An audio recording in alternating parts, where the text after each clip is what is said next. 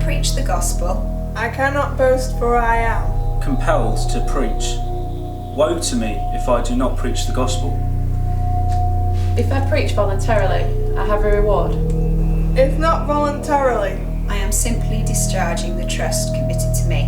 What then is my reward? Just this: that in preaching the gospel I may offer it free of change, and so not make use of my rights in preaching it. Though I am free and belong to no man, I make myself a slave to everyone to win as many as possible.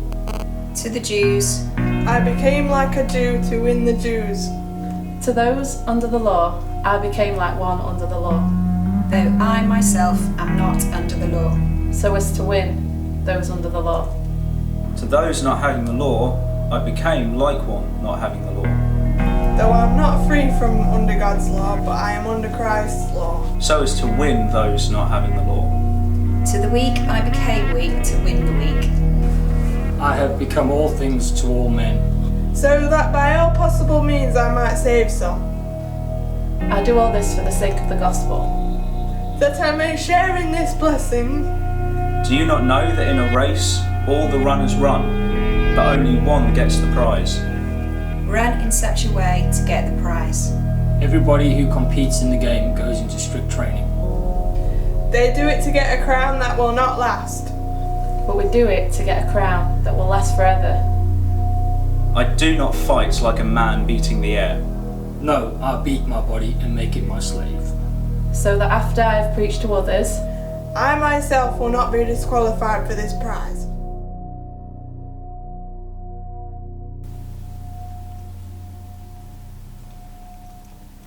Have you ever looked at somebody and wondered what was going on in their head? Have you ever been looked at strangely as if you were some kind of freak, an outcast, a fool, dirty?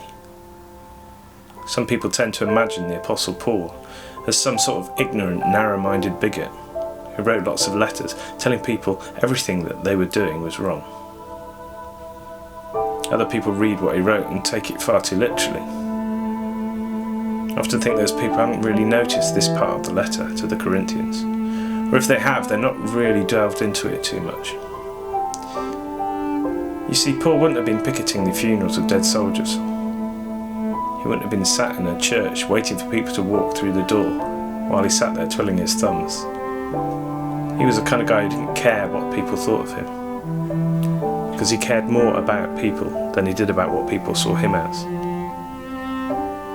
In the Message version, it says that Paul wanted to reach all different kinds of people. The religious and the non-religious, those who maintain an incredibly high moral standard, and those who have no morals at all. People who are beaten down, trodden down, mocked by society, and hurt by society. He was there for those people. He was there for the black sheep. He didn't compromise on his faith, but he entered their world and strove to see things how they saw them. This wasn't a pretense. It wasn't patronising. It was honest and heartfelt. Imagine Paul was around now. Think about what he would be doing. Think about what he'd be organising. He would have his doors open to the people who aren't welcome anywhere else. He would keep his life open for those who needed him, and he would get alongside the people that everybody else hated. But he didn't compromise on that. He had no desire to become a doormat for the scoffers and mockers. In fact, he states quite clearly that he would rather die than give anyone ammunition to discredit him, or to call into question his motives. Paul wasn't getting paid for this. It wasn't a job for him. It was something he was absolutely compelled to do.